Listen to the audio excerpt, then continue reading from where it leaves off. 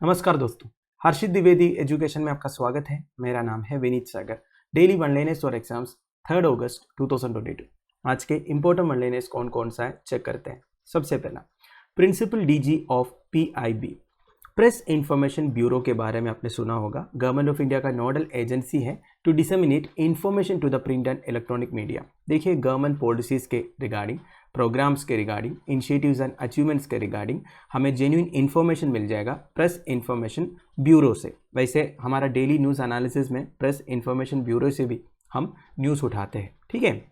तो एकदम genuine information हमें प्रेस इंफॉर्मेशन ब्यूरो से पता चल जाता है। सारे जो प्रिंट एंड इलेक्ट्रॉनिक मीडिया को उसी से न्यूज़ मिल जाते हैं, ठीक है।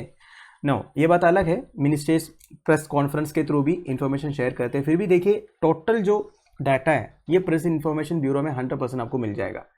No, press information bureau setup हुआ था 1919 में। आज के हिसाब से पीआईबी एक लार्ज एजेंसी है, 40 से ज़्यादा ऑफिसेस है ऑल ओवर द कंट्री में और हेडक्वार्टर्स है न्यू दिल्ली में।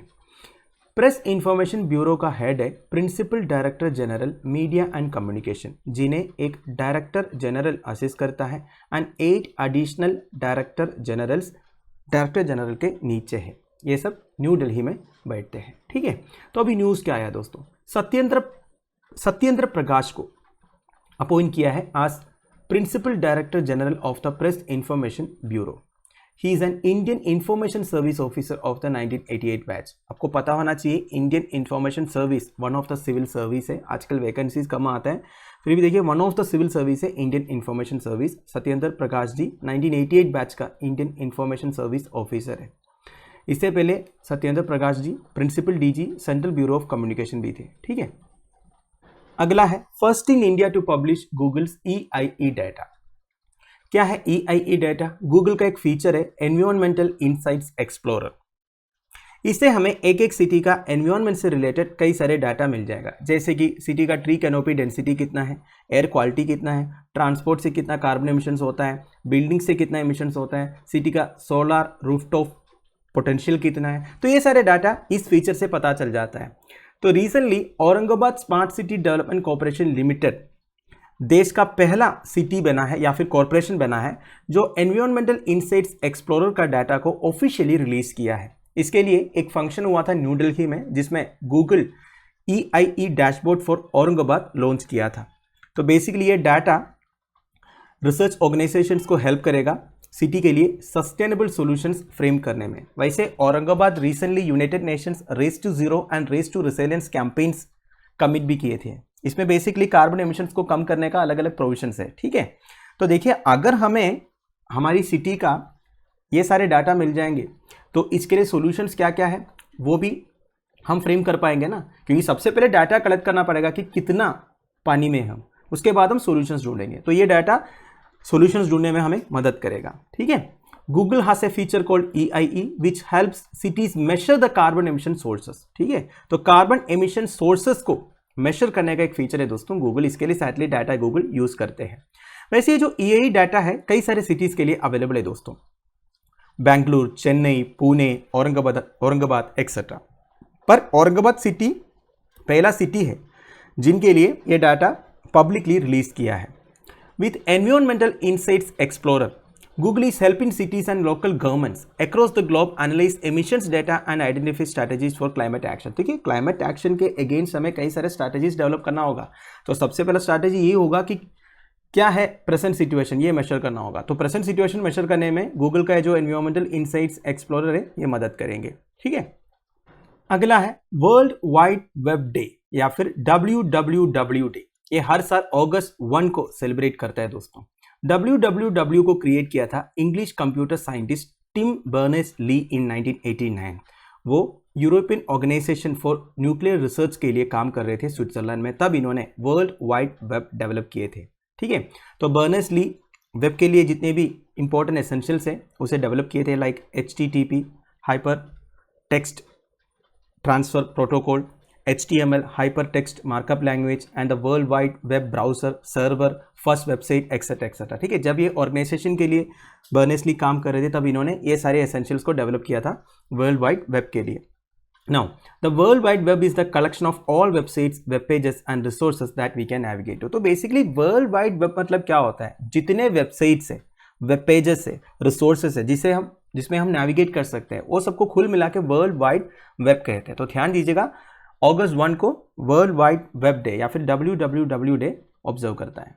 अगला है maritime partnership exercise MPX. Indian navy and French navy के बीच में 2 दिन का नेवल एक्सरसाइज कंडक्ट हुआ in the North Atlantic Ocean to test synergy between the navies. तो इंडियन नेवी और फ्रेंच नेवी के बीच में सिनर्जी को टेस्ट करने के लिए, डिफेंस कोऑपरेशन को इंश्योर करने के लिए इंडिया और फ्रांस के बीच में 2 दिन का नेवल एक्सरसाइज कंडक्ट हुआ. ठीक है, इसका नाम है मैरीटाइम पार्टनरशिप एक्सरसाइज या फिर MPX. तो इंडियन नेवी की तरफ से INS तरकाश पार्टिसिपेट किए थे. वैसे INS तरकाश एक Russian made Indian naval ship है और ये हुआ था जुलाई 29 एंड जुलाई 30 को. Now INS Tarkash is a part of second batch of Talwar class frigates ordered by the Indian navy. तो ध्यान दीजिएगा, ये जो INS तरकाश है ये तलवार क्लास फ्रिगेट है. अब देखिए, इंडियन नेवी में अलग अलग शिप से, मैंने आपको पहले भी बताया है, फ्रिगेट्स होता है, कॉर्वेट्स होता है, डिस्ट्रॉयर्स होता है, एयरक्राफ्ट कैरियर्स होता है. ठीक है, तो फ्रिगेट्स आप यही समझ लीजिए, एक टाइप का वारशिप है जिसमें अलग अलग इक्विपमेंट्स इंस्टॉल्ड रहता है. तो INS तरकाश को वैसे डेवलप किया था यांतार शिपयार्ड रशिया ने. ये रशिया में कैलिनिनग्राड में है. INS तरकाश में वैसे लेटेस्ट स्टेल्थ फीचर्स इनकॉर्पोरेटेड है, जैसे कि reduced radar, infrared, acoustic, magnetic signatures etcetera. Stealth features मतलब क्या होता है दोस्तों? देखिए, ऐसा फीचर्स जिससे एक शिप को सी में डिटेक्ट करने में ईजी नहीं होगा, मतलब ये रडार से छुपे रहेंगे. ऐसे फीचर्स को स्टेल्थ फीचर्स बोलते हैं. ठीक है, and the ship is part of Indian navy's western fleet based at Mumbai under the western naval command. वैसे इंडियन नेवी का 3 कमांड है, western naval command, eastern naval command and southern naval command, और एक unified command है Andaman and Nicobar islands में. ये मैंने आपको पहले बताया है. उसमें तीनों फोर्सेस का जुरिस्डिक्शन रहता है. बेसिकली 2 साल के लिए आर्मी, फिर नेवी, फिर एयरफोर्स, इस तरह रहता है. वैसे इंडियन नेवी का मेजर 3 कमांड्स है, वेस्टर्न, ईस्टर्न एंड सदर्न. और इंडियन नेवी का 2 फ्लीट है दोस्तों, एक है वेस्टर्न फ्लीट और एक ईस्टर्न फ्लीट. ये जो INS तरकाश है ये वेस्टर्न फ्लीट का पार्ट है under the western naval command. अगला है Air India to allow pilots to fly till 65. देखिए, Tata group on Air India ये डिसाइड किया है रिटायरमेंट एज ऑफ पायलट्स को 58 से 65 तक रेस करने के लिए. वैसे इंडिया में एक रेगुलेटरी बॉडी है, directorate general of civil aviation, जो एविएशन से रिलेटेड हर पॉलिसीज एंड रेगुलेशंस को फॉर्मुलेट करते हैं. उनके हिसाब से पायलट्स 65 ईयर्स तक फ्लाई कर सकता है, पर एयर इंडिया में रिटायरमेंट एज 58 थे. ठीक है, क्योंकि सेंट्रल गवर्नमेंट ओन्ड एक कंपनी था, पर अभी टाटा ग्रुप ने टेक ओवर किया है, तो इन्होंने रिटायरमेंट एज को 58 से लेकर 65 तक करने वाला है. वैसे टाटा ग्रुप का प्लान है नंबर ऑफ एयरक्राफ्ट इंक्रीज करने का, तो ज़्यादा पायलट्स की ज़रूरत होगी. तो जो एक्सिस्टिंग पायलट्स हैं उनका रिटायरमेंट एज रेस करने से ये काम आसान से हो जाएगा, है कि नहीं. नाउ DGCA के बारे में कुछ इंपॉर्टेंट डिटेल्स.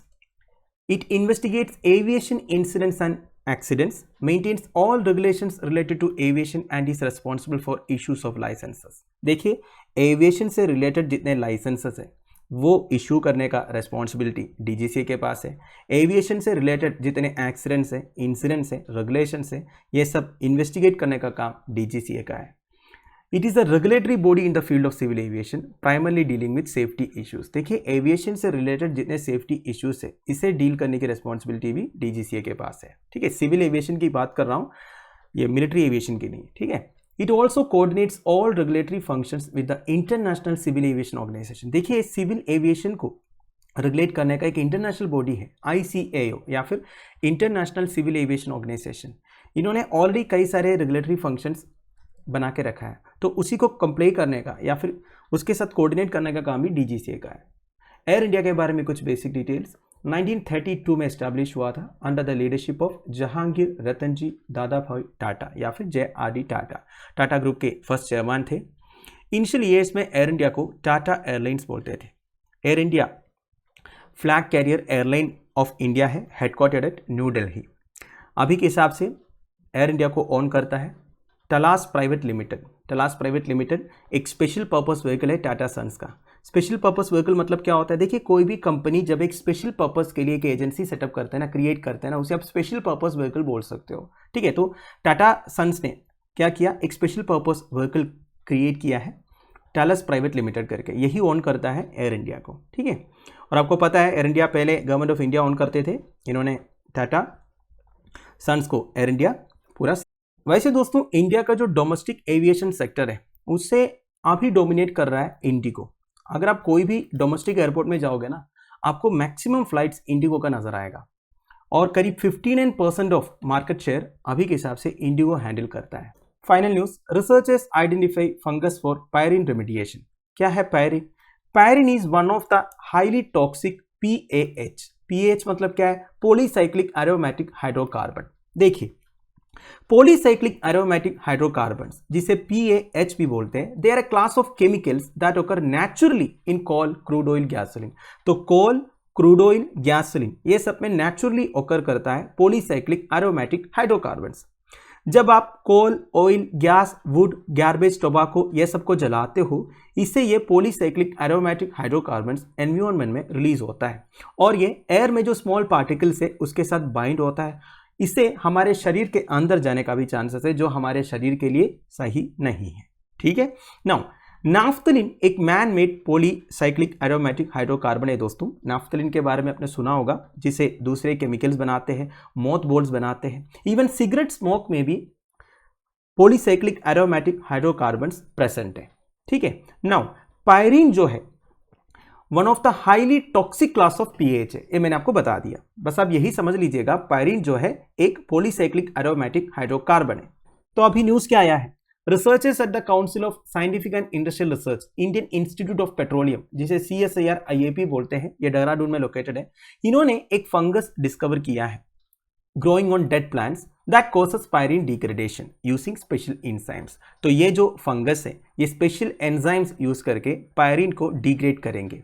बहुत अच्छी बात है। देखिए आजकल rapid pace of economic development and industrialisation की वजह से कई सारे PAH एनवायरनमेंट में रिलीज होता है। अगर ये फंगस इस PAH को खत्म कर पाएंगे या फिर डिग्रेड कर पाएंगे तो बहुत अच्छा होगा ना। तो ये फंगस का नाम है दोस्तों ट्रामेटिस मैक्सिमा IAPLC 32। ध्यान दीजिएगा, ये आपसे एग्जामिनेशन में पूछ सकता है, ठीक है। ट्रामेटिस मैक्सिमा IAPLC 32, ये कुछ स्पेशल एंजाइम्स यूज करके पायरीन डिग्रेडेशन करेंगे। तो दोस्तों दैट्स इट। आई होप आपको वीडियो इन्फॉर्मेटिव लगा होगा। लेक्चर की PDF एज यूजुअल आपको टेलीग्राम चैनल में मिल जाएगा, जिसका लिंक नीचे डिस्क्रिप्शन बॉक्स में प्रोवाइडेड है। Thank you for watching, bye bye, have